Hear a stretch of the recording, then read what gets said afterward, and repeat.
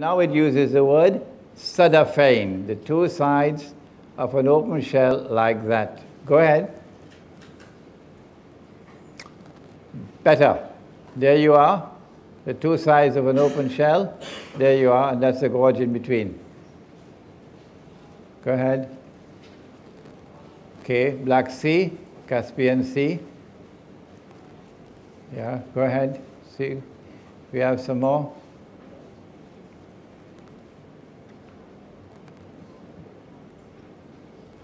Okay, it's over here. Now, go back. Right. One of the major events of Akhirul Zaman is the conquest of Constantinople. And there's Constantinople. Mustafa Kemal insists that the name is Istanbul, and if you use the name Constantinople, you can be arrested. And the Turkish post office will not accept any mail with the name Constantinople, because he wants us to believe, and the Ottoman Islamic Empire wants us to believe, that the conquest of Constantinople prophesied by Nabi Muhammad already occurred in 1453. Wrong. The conquest of Constantinople is still to occur. And the reason why the conquest of Constantinople takes place after the Malhama, and maybe in the fourth session we can deal with Malhama. The conquest of Constantinople is important. Why? Because Eastern Christianity did not form an alliance with the Jews. Western Christianity did. Eastern Christianity is Rome of the Quran. And Nabi Muhammad ﷺ said that we Muslims are going to form an alliance with Rome. That alliance is important because the major force that faces Israel, the major threat to Israel, comes from Russia. The Russian nuclear-powered navy is here. Russia's navy cannot use this area over here in the winter time because it's all snow and ice. So for the Russian navy to get into the Mediterranean, this is the path. And NATO controls Istanbul, Constantinople, on behalf of the Anglo-American Zionist Alliance. And before NATO, it was the Ottoman Empire that controlled this on behalf of Britain and France. And it was the Ottoman Empire which was waging holy war on Eastern Christianity, on behalf of Western Christianity. And so the conquest of Constantinople has to take place so that the Russian fleet can get out of the Black Sea and come here to attack Israel. So we have, I believe, established for you the geographical location of Gog and Magog, a people who are located behind the barrier. Behind the barrier, on that side of the Caucasus, were the Khaza, a tribe of people who converted and became Jews. Must have been on a Sunday morning. And some of them converted from Judaism and became Christians. Must have been on a Sunday evening. So you have Khaza who are Jews, and you have Khaza who are Christians. But they did not become Jews because of religious conviction. They became Jews as a matter of political convenience. So they don't particularly care for Torah and for the laws of diet and so on. So these are people who are Jews as a nation, but not as a religion. Huh? A nation, not a religion. These are the people who today control power in the world. Now I have to make a confession. In this book, I came to the conclusion that Gog and Magog are the two rival powers in the world today. The Russian-led alliance I identified as Magog, and the Anglo-American alliance I recognize as Gog. I think that is now inadequate. Rather, a more accurate analysis would be that Gog and Magog are located within both the superpowers. And Gog and Magog are taking both the superpowers to their destruction. Because when the two superpowers have already been used to serve Israel and to serve the Zionists, they don't need them anymore. And so when the two superpowers are taken on a ride until they clash with each other, with the nuclear war, there will be mutual destruction. They will be destroyed, but not Gog and Magog. That's where I made my mistake. Gog and Magog will not be destroyed by the Malhama. Gog and Magog will still survive the Malhama. And Gog and Magog are now going to use their power to ensure that Israel rules the world. And it is only when Nabi Isa alayhi salam returns, which is long after the Malhama, only then will Gog and Magog be destroyed. So when you read this book, I'm going to have to put in an extra paragraph or so now to give this additional explanation. Now, what's the time? How much more time do I have in this session? 20 minutes? Okay. The Prophet ﷺ also spoke about Dajjal, that Allah had created a being and programmed that being to impersonate the true Messiah. They rejected him, the true Messiah, and they're waiting for the true Messiah to come. And so Allah is going to send into the world someone who will impersonate the true Messiah. And he is Dajjal. He will appear as a human being. He will appear as a Jew, as a young man who will be powerfully built. And I used to say who would have curly hair. Until an Egyptian came. He said, "Sheikh, I'm on the way from Indonesia to Cairo, and I want to meet you at the airport." So I had to take the train and head to the airport to meet with him. And this Egyptian was so excited to meet with me that he missed his flight to Cairo. He missed his flight to Cairo. So he explained to me, he says, "No, Sheikh, the Orthodox Jews have to wear curls at their side here. And that is what the Prophet is speaking about. And you see them in Brooklyn with the curls at the side, okay? So he would be a human being. He would appear rather as a human being. As a young man, powerfully built, a Jew with curls.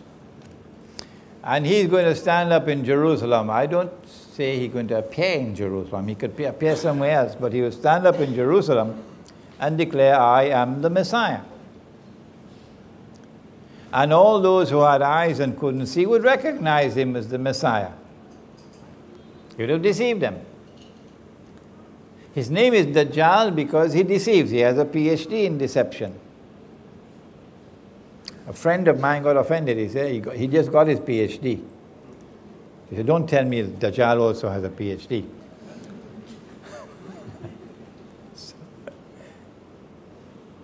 In order for him to successfully impersonate the Messiah, he's got to rule the world.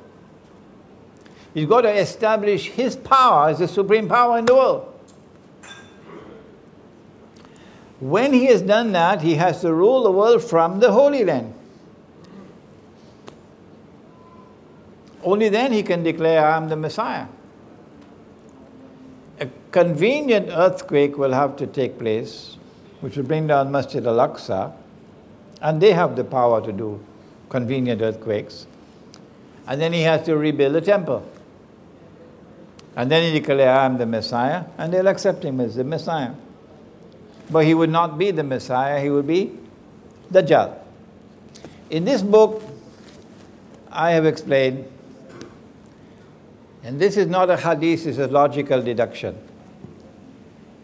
In order for him to successfully impersonate the Messiah, number one, he'll have to liberate the Holy Land, which is under control of Muslims. Liberate it for the Jews, that is. He's already done that. He's already done that. Number two, he'll have to bring the Jews back to the Holy Land to reclaim it as their own. He's already done that.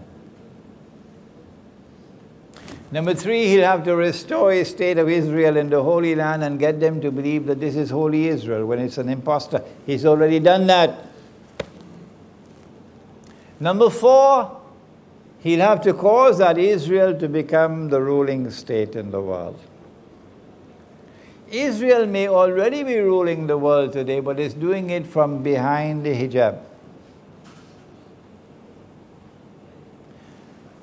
But in order for Israel to be recognized as the ruling state, the hijab has to be moved.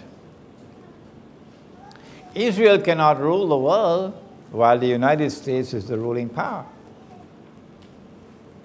In this book, I have analyzed a hadith that when Dajjal is released, he'll live on earth for 40 days, a day like a year, a day like a month, a day like a week, etc. And I have come to the conclusion that in a day like a year, which was stage one, he caused Britain to become the ruling state in the world. In a day which is like a year, in stage one, Dajjal caused the island of Britain to become the ruling state in the world. And so the world experienced Pax Britannica. I'm choosing my words very carefully, so you don't say to me that the day like a year began on such and such a day, and then start mathematical calculations for me. No, I don't want you to do that. So the world experienced Pax Britannica. If you have another explanation for the emergence of Pax Britannica, do please let me know. This is my explanation. And then a day like a month succeeded a day like a year, and Pax Britannica had to give way to Pax Americana. And the United States became the next ruling state in the world, with a mysterious relationship with the Holy Land and with Israel. And my explanation is that this is Dajjal in stage number 2. If you have a better explanation, I'd love to hear it. But there's such a profound silence from the world of Islamic scholarship, and such a profound and embarrassing silence from Islamic movements, many of which now form governments in the world. They don't want to hear the subject. It's too inconvenient for them. And such a profound and embarrassing silence from scholars who otherwise are recognized as great scholars. But if the Quran explains all things, what is the explanation for Pax Britannica? What is the explanation for Pax Americana? How is it that Imran Hossein, who is not an economist, who is not a monetary economist, no, who studied economics and studied monetary economics as part of his studies in international relations. That doesn't make you an expert. How is it that Imran Hossein, 15 years ago or more, was able to declare publicly and put it down in writing that the US dollar must collapse? I didn't say that the US dollar will collapse. I said more than that. I said the US dollar must collapse. The monetary system must collapse. And it must give way to another monetary system. 15 years ago, I was talking about a new monetary system of cashless money. You can't see it, you can't touch it. Electronic money. Today, we are on the doorstep of the collapse of the US dollar. Where did I get the knowledge from? Was it a jinn whispering in my ear? Was it an angel whispering in the other ear? When will they wake up? This is not whisperings in my ear. This is scholarship. This is the application of a methodology to the sustained study of Akhir Zaman. That's where I got it from. And so as you study the subject of Dajjal, you'll understand political history, and you'll understand economic history, and you'll understand how to respond. I'm only introducing the response now. In the next session, we'll speak more about the response. Dajjal is about to move to a day which is like a week. And in that day, which is like a week, Israel has to take over from the United States as the next ruling state in the world. And they asked me, how can little Israel rule the world? And I say to them, you dumb. Is there any American politician in the ruling state in the world today who has any kind of a hope to win an election if he stands up against Israel? You dumb. Israel controls the United States of America. And the president of Israel, or the Prime Minister, Ariel Sharon, he said that. We control the United States. He said it publicly. So it's not little Israel. It is the Zionist movement, it's the Anglo-American alliance, which is now a Zionist alliance. It is Gog and Magog. They are the ones who control power in the world, and they are delivering to Israel the status of ruling state in the world. In order for Israel to rule the world, it has to rule over the Arabs. And so you had the first Arab Spring 100 years ago. You've got to study history. This is not the first Arab Spring. The first Arab Spring was 100 years ago. And that first Arab Spring eased out the Ottoman Empire and brought into being client states that were overtly client states. Saudi Arabia, who will now control the heartland of Islam on behalf of the Zionists. It brought into being governments and rulers who now acted on behalf of the Zionists. The second Arab Spring is doing the same thing. The biggest obstacle in the way is Syria. And the most important plum in the whole basket is Syria. Is Syria. And in order for them to rule the world, they got to rule over the Arabs. To rule over the Arabs, you have to decimate the Arabs. You can't have so many Arabs, there are too many Arabs. And so, وَيْلٌ لِلْعَرَبِ مِنْ شَرٍ قَدْ اقْتَرَبَ, said Nabi Muhammad alayhi salatu wasalam. Woe unto the Arabs because of a great evil which is going to come upon them. It's close, Gog and Magog. And he prophesied that the Arabs are going to be wiped out by plague. So biological warfare. The Arab Spring is meant to lead to the Arab slaughter. So you'll have a manageable Arab population in the world. And when the attack on the Arabs take place, the biological one, the only place where you can find safety is in Mecca and Medina. Because neither Dajjal nor plague can enter into Mecca and Medina. When Israel rules the world, it'll be for a day which is like a week, a short period of time. And that'll be the time of the most intense oppression for Muslims. At the end of that day, which is like a week, we're going to experience the emergence of Dajjal in person. But before Dajjal can appear in person, two things must occur. Before Dajjal can appear in person, two things must occur. Number one, the Malhama, or the Great War, which will make the First World War and the Second World War look like a fight over peanuts. So great will that war be. And after that, what's the next one? What comes after the Malhama? The conquest of Constantinople. And after the conquest of Constantinople, then comes the Khuruj of Dajjal. Dajjal was released in the lifetime of the Prophet ﷺ. وَإِذْ تَأَذَّنَ رَبُّكَ لَيَبْعَثَنَّ عَلَيْهِمْ إِلَى يَوْمِ الْقِيَامَةِ مَنْ يَسُومُهُمْ سُوءَ الْعَذَابِ.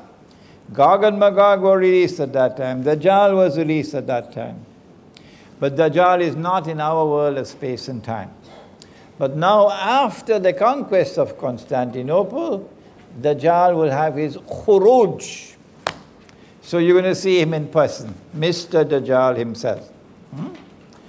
At that time, Medina will be attacked.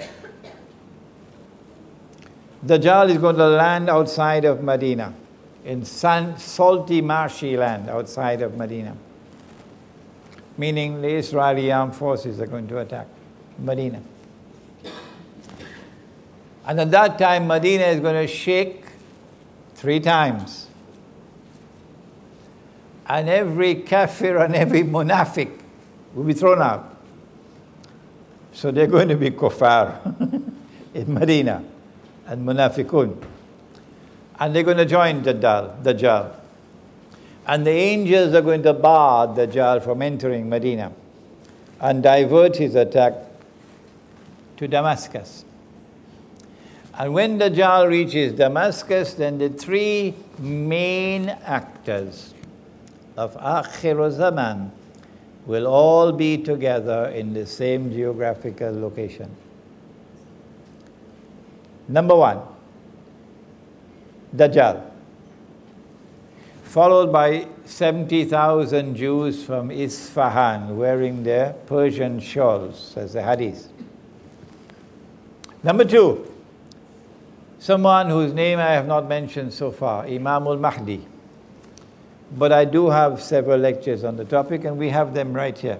Imam al-Mahdi. And he will be inside the masjid, and Dajjal will be outside with time of salat. The first time the Messiah came, Allah appointed someone to positively identify the Messiah. Who was he? John the Baptist. The second time that the Messiah comes, Allah appoints someone to positively identify him. Who is he? Imam al-Mahdi. John the Baptist said, here he is, there's the man you've been waiting for, this is the Messiah. Pointing to his cousin, Nabi Isa alayhi salam. Imam al-Mahdi is about to lead the salat. when Dajjal Nabi Isa alayhi salam comes down from the sky with his hands resting on the wings of two angels. And as he comes down in the masjid, the Imam will say, this is the son of Mary. This is Nabi Isa alayhi salam. History repeats itself, positive identification. And then the Imam will invite him to lead the salat. And say, no, you've been appointed by the Jama'ah, you lead the salat. And he will pray with us in accordance with the Sharia, which came to Nabi Muhammad alayhi salatu wasalam. It is after the salat is over that he'll say, open the gates, because the masjid is barricaded. And Dajjal is outside. And Imam al-Mahdi is inside. And Nabi Isa alayhi salam is inside. The three main actors of Akhiru Zaman in one place. Damascus. So the story of Damascus is not going to end with some foreign armed and foreign finance people overtaking the country on behalf of the Zionists. The story of Damascus will end only on that day. As he opens the gate and Dajjal sees him, Dajjal is going to melt like salt melts in water. And he's going to flee. Running. Today they are stamping their feet on the earth as bloody oppressors. But tomorrow they're going to be running. Yes, tomorrow they're going to be running. So good news for Gaza, hold on. Tomorrow they're going to be running. And Nabi Isa alayhi salam will pursue him and overtake him in a place called Lud and kill him. It is my opinion that when he is killed, he's going to pass into non-existence. Because he was programmed to act as he did. So he doesn't have to stand before Allah for judgment and to answer for his conduct and to be rewarded or to be punished. No, because Allah created him as a special creation. قُلْ أَعُوذُ بِرَبِّ الْفَلَقِ مِنْ شَرِّ مَا خَلَقَ. An evil creation to test mankind and to punish mankind. How do we respond to the awesome facade of Gog and Magog? And how do we respond to the oppression of the Dajjal? My answer is, you can't beat them. This is a sinking ship. They're taking all of mankind down with it. And if you're on board a sinking ship, and you know it is sinking, and you cannot prevent it from sinking, what do? Do you collect money and build $1 million masjid? Huh? No. If you're on board a ship and it's sinking, and all those who go down with that ship are going into the hellfire, you can't prevent it from sinking, then the only thing that a sensible, intelligent person would do is to get off that ship. And that's what the young man did in Surah Al-Kahf. It is a philosophy of withdrawal from a godless world to preserve faith. Let us end now with the hadith. The Prophet said, sallallahu ta'ala alayhi wa sallam, there are some who would have difficulties with the Prophet, you know. Why did he say this?